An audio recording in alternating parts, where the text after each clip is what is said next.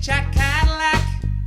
Chit-Chat-Cadillac. It's Ruse Chit-Chat-Cadillac. Love it so much you're winding back. It's Ruse Chit-Chat-Cadillac. They're doing some Prov and having a chat. It's Ruse Chit-Chat-Cadillac. Yes, and it's starting right now. Welcome to Rue's Chit-Chat-Cadillac with your host, Rue Halwala. Oh my gosh, thank you so much, Joan Rivers. And I am here with some incredible improvisers, Alex Reynolds and Brendan Byrnes. Hello. Iconic duo. How you feeling? Feeling a lot better after seeing Joan Rivers. I can't believe she agreed Oh to do my this. I'm so glad. I'm so Oh, glad me and she's Joan back. go way back. Gee, Yeah, wow, I can't she's believe I incredible. never told you that. I'm shocked. Oh, I just adore you, Rue. Thanks, babes. All right, let's jump into some improv. Joan, can you give us a word of inspiration? Of course I can, darling. Your word is surgery. Beep. Beep. Beep. I don't think she's gonna make it. I don't think she's gonna make it. Doctor, don't be so disheartened. No, I said I don't think she's gonna make it. Doctor, It's just a fact. you're the best doctor in this hospital, goddammit. If anyone can bring her back, you can, doctor. Medicine only goes so far. My education only goes so far. What are you talking about, man? She's half alive. Actually, she's half dead. Doctor Jones, I believe in you. You're my personal hero. If anyone can bring her back. Sponge? Do you want sponge? I'd love a sponge. Yeah, for my forehead. Thank you. Oh my god! God. She's back. No, I think it's a Is she? fake out. Oh, she's become a zombie. This has never happened. Doctor? Yes? Yes? Is... Mommy? Oh boy, we've given birth to a zombie child. Okay, I don't think I was ready for kids. I was just... No, I mean, I was going to ask you out for Friday night drinks, but don't necessarily know if I would be married to you. No, I want kids one day. Not today. No, not today. Not a zombie child. Do you want sponge? I'd love a Okay, sponge, thank you You're so sweating much. profusely. I am. It's a part of my nature. I wish I could stop. Like, acts of service is my type of love. So, oh my god. Okay, I'm going to need a new sponge. I'm going to need a towel. I'm going to need a towel, Okay, nurse. I think yep. there's a towel Okay, required here. Yep. I feel a bit embarrassed about asking you out, seeing. I mean, I think maybe this is a cause-effect Is that your situation. pits? Your pits? Oh yeah, it's the pits, it's the crack, it's the back, it's everything. Oh my god, I'm gonna need new scrubs actually. Oh, the zombie. Oh, the zombie kid's still there. Okay. That's right. Oh, okay. no, okay. What do you want? Oh, yeah, that's classic for children. They like love. And scene! All right, so we're talking about improv soulmates, and I think that perfectly describes the two of you. Every time you come on stage together, I know it's going to be a fun, wild ride. What do you think it takes to be a great scene partner? Alex? I think a great scene partner is just someone that you're excited to play with, who's a good listener, and someone who makes you feel safe when you're taking risks. I feel like I absolutely love doing scenes with Brendan because I know every time I step out on the stage, anything that I offer or that he offers is going to be considered and listened to and then acted upon, and usually in quite a unique way. And I feel encouraged to play and explore. Amazing. Brendan? Yeah, definitely feel safe because then you can make really big choices. Yes. I feel like whenever I'm in a scene with you, I understand what choices you've made, but I have no idea of what choices you're going to make. So someone that you're yep, I understand, I feel trusted, but also constantly surprised. I think there's an old saying, so it's the best skill of an improviser is to inspire. So if someone's surprising you and you're oh, I love that choice, I'm going to jump on that. That for me is the best scene partner. Yes, I love that. Yeah, because I feel like you both have very different styles of play, but when they're combined together, they have a really nice symmetry and energy. Well, Brendan and I started doing improv together 3 years ago. Oh. No, wait, what? Level 3? Level 3? No, level 5. Oh, I wasn't shit. in Oh, class wow. with you until the last one. So I feel like our improv has grown together as well. Like I've seen him evolve as a performer whilst Yeah. I've been evolving as a performer.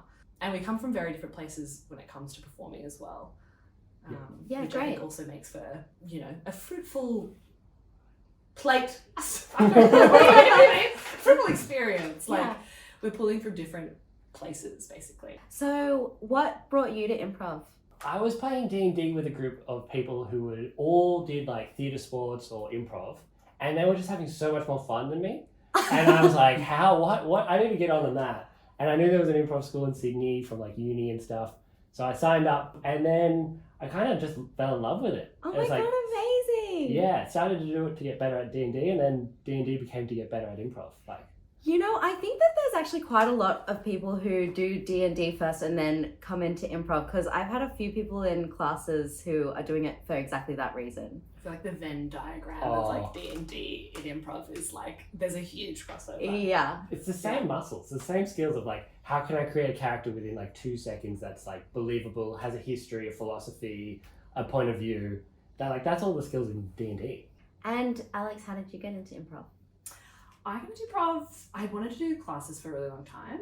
I've got like a performance background, did theatre and performance and film studies at uni, and then fell into stand-up when I was finishing university and sort of pursued that for a few years before committing to doing improv classes. I feel like the stand-up helped my improv and my improv helped my stand-up. Yeah, totally. I think when I first started doing stand-up, I was like ignoring all of my improv training and trying to do it like how I thought stand-ups were doing stand-up. But now, instead of trying to just like script everything and like make sure that I remember all the beats that I've written down, I've like got an idea, I've dwelled on it for a period of time, so then I can just tell it and be in the moment. It's so much better. And it's like such a difficult skill to train, and I feel like the only way you can do that is with improv experience. Yeah, totally. And live audiences, which is Yes. very daunting, especially when you're on stage by yourself. Oh yeah. Well, that's what I love so much about improv. I was doing stand-up and I started doing stand-up, oh my gosh, probably 8 or 9 years ago now. And when I first started doing it, the scene was very like male dominated and there wasn't a huge sense of community. And I think it's changed a lot now. So when I started doing improv, I was like, oh, there is like a community of people here in this like space, and it felt like less isolating than performing stand-up alone on stage. It felt like, oh, I get to go and perform and be like held by a group of people. It's not just my responsibility. What happens on stage, it's everyone's. It's a totally different vibe backstage at an improv show versus backstage at a stand-up show. My God. Oh, yeah. Tensions are high in stand-up. Like, we've done some improv at stand-up gigs, all three of us as a Mhm. group, and we're all like joking and having fun, like slapping each other's backs, and then the stand-ups are like repeating their lines in the paper. Yeah, totally. I will say I think that the stand-up community has changed a lot because I feel like there's heaps more crossover between improv and stand-up. Yes, it has bled its positive Absolutely. energy out into the stand-up world, and they're like, Actually, okay. yeah. Okay, amazing. Shall we do another bit of prov? Let's. Why not? Let's see some improv from you beautiful people to close out the show. I don't believe you have Ms. Rivers' rider, correct? There are several things missing, and she will not perform without them. Who is responsible?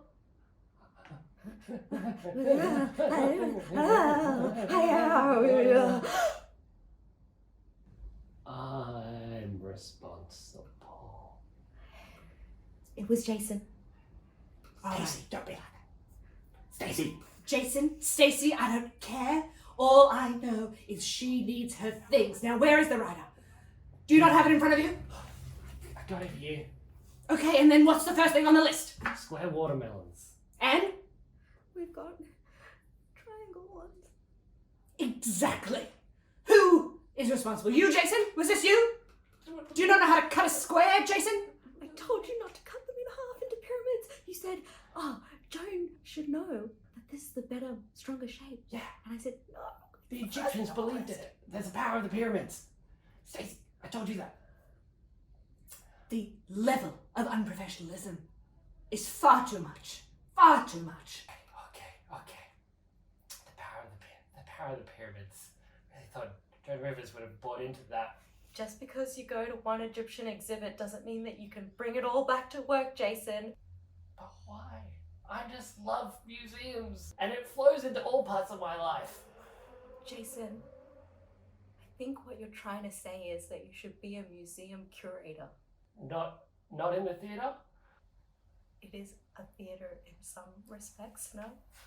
A theatre of memories? I'm so sorry to interrupt, guys, but Miss Rivers has left. We require an act for this evening. We need someone who's wanting to be in the theatre their whole life to get up on stage and try something out tonight.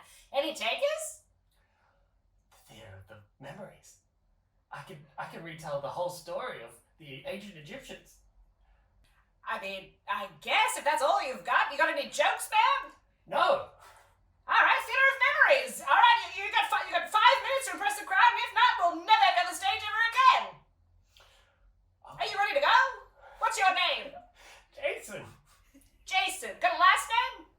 Smith! How boring. Oh my god! Alright, Jason, you're up. Dope bomb. I'm destined for a museum! We open out and see the bright lights shine right into Jason's eyes. A sea of 5,000 people are watching him.